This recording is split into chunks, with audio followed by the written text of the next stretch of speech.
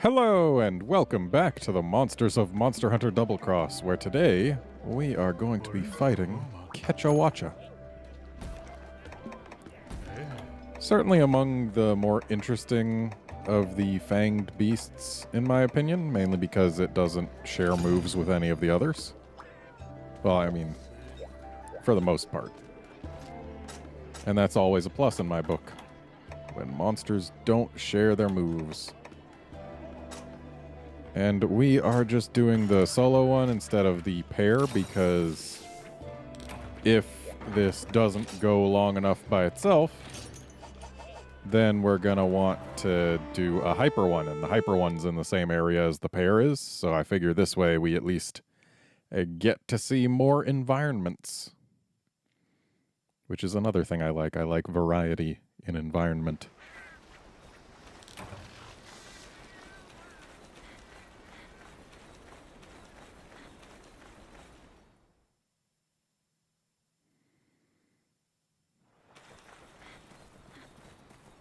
So, Kecha should start in here.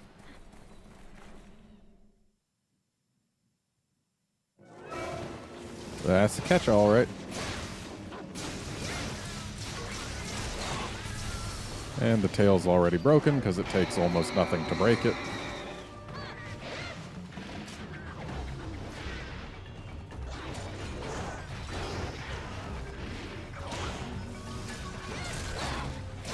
Apparently the claws also take almost nothing to break.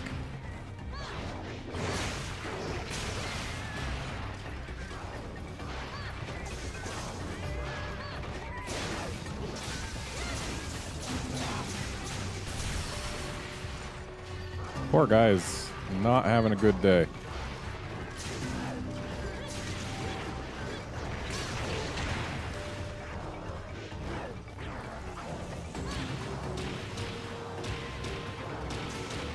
Yeah, that's a move that you won't see any other fanged beast doing. Also, all the glides are kind of unique to Kecha, for some reason. Can you imagine if Rajang could glide? That would be a thing.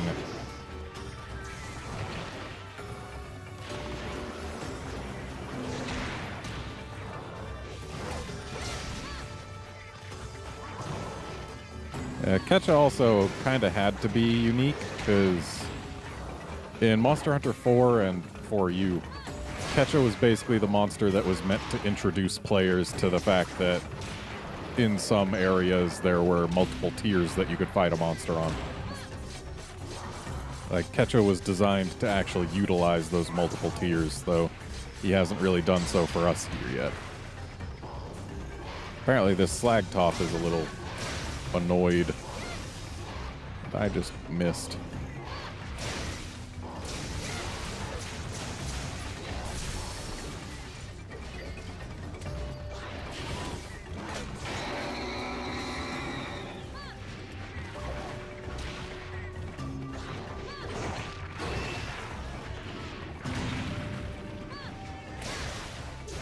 Kecha's also one of the earliest monsters to actually have a roar.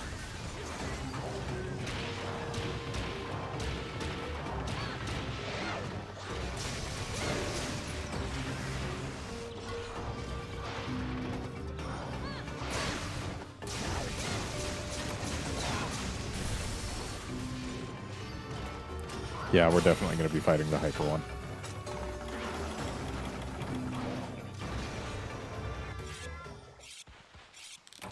I really like how Kecha glides from place to place. I wish they didn't change it so that in certain areas he glides from a much higher altitude than he used to.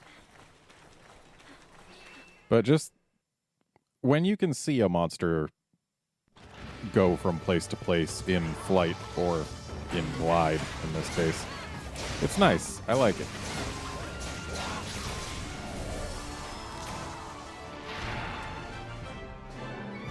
Also, one of the only monkey-type fanged beasts to not have a little kind of death struggle thing.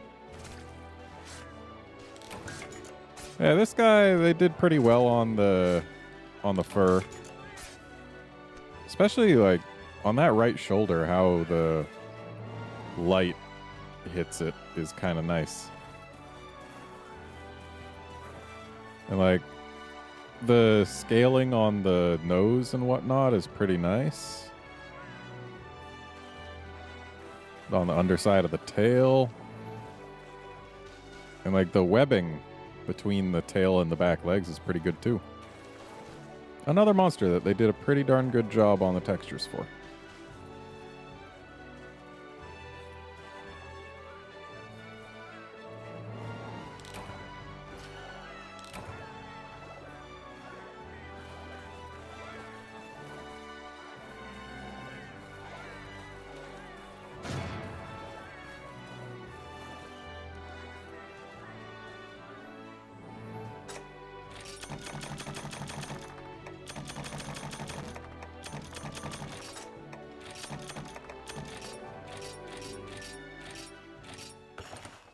Okay, so now we've got to go find a Hyper Kecha. And that'll be in G2.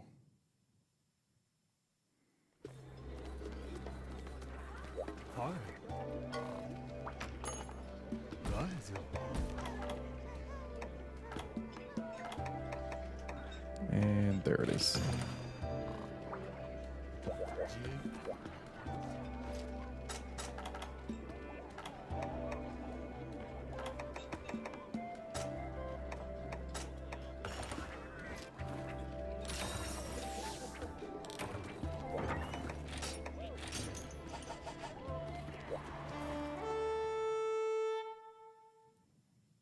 So this one is in the Ancestral Steppe, which is the first place Kecha was ever seen. And it should last at least a little bit longer.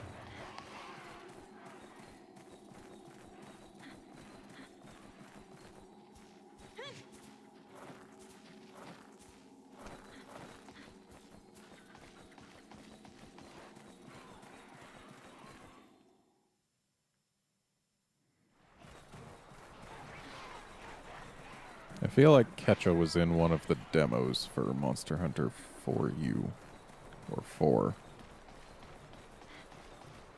Yeah, it might have been like the middle monster.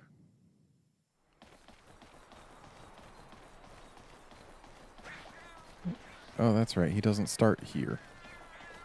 He starts in a place with no canopy because, of course, we want to show off how this monster that interacts pretty well with canopies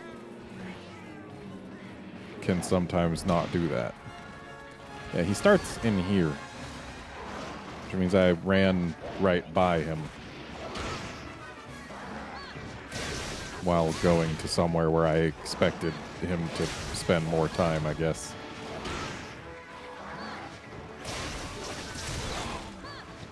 And there goes the tail once again, because it takes almost nothing.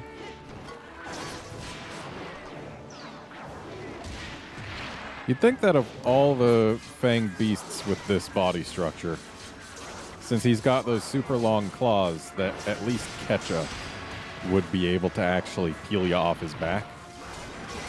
But unfortunately, his elbows just don't quite bend the right way for that, I guess. Did we just break the claws? Must have, because I don't see no break on that face.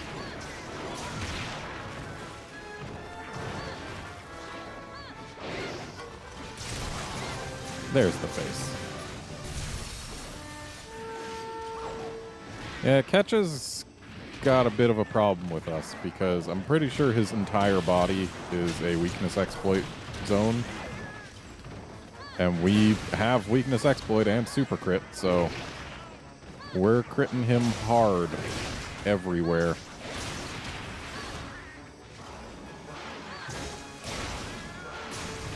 Especially on his hyper parts, because those take extra damage. That poor guy.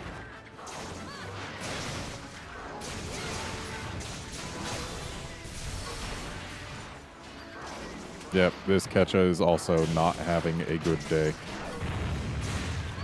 And apparently the act of him getting up can knock down bridges. So it used to be he did a low altitude glide to leave this area, but as of generations it changed to high altitude. I don't know why. It's actually kind of silly to see him jump up that high before deploying his glider. Especially because there's no animation for after he leaves the ground. He stays in a single position until he reaches his desired height.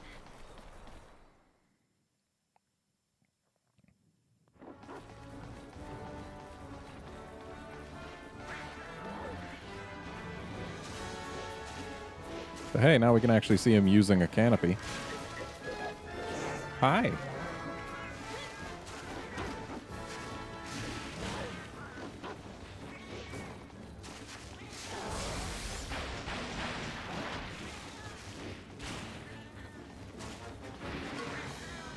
Yeah, just seeing him swing around is kind of neat.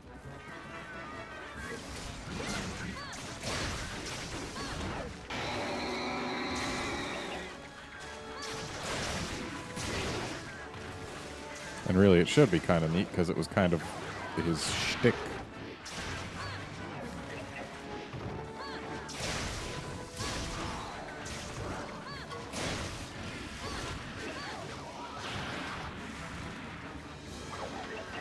Oh yeah, give yourself a round of applause there, buddy.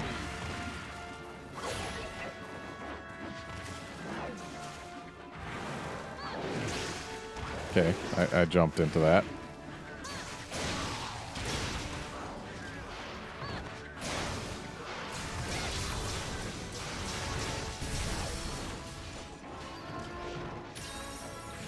Always unfortunate when the one hit that doesn't crit is on the strongest part of the move.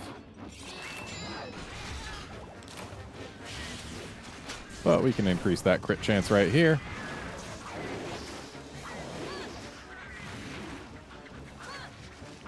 Having an effective 95% crit on weak X zones, which are this guy's entire body, is not a bad situation to be in.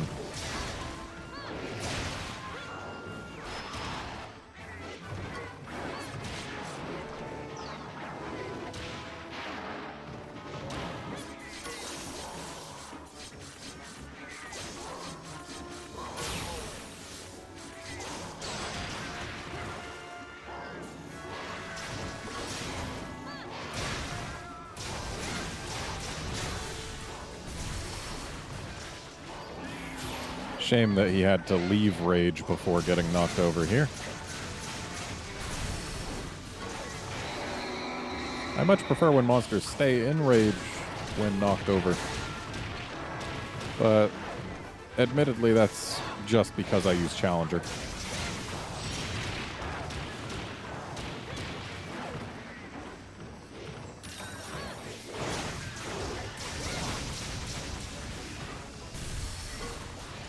Not quite close enough to that burst, but whatever.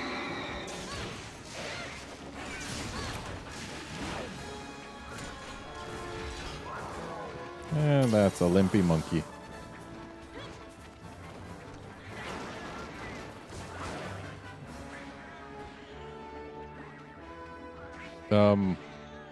Buddy? Did he just glide through a mountain? Because I'm pretty sure he just glided through a mountain.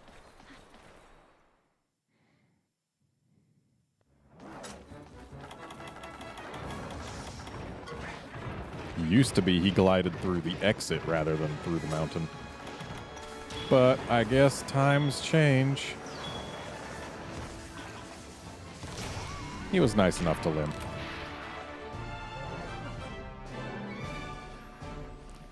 Kind of amuses me that all the ape-type, or ape/monkey type fanged beasts sleep on their backs.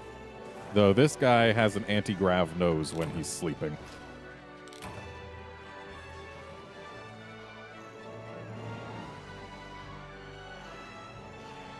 It's just,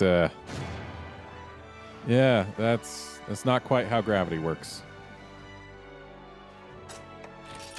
Though, admittedly, Kecha also sleeps in a different position, usually. Usually he sleeps hanging from trees, doesn't he? I think he does. But we just didn't let him get there.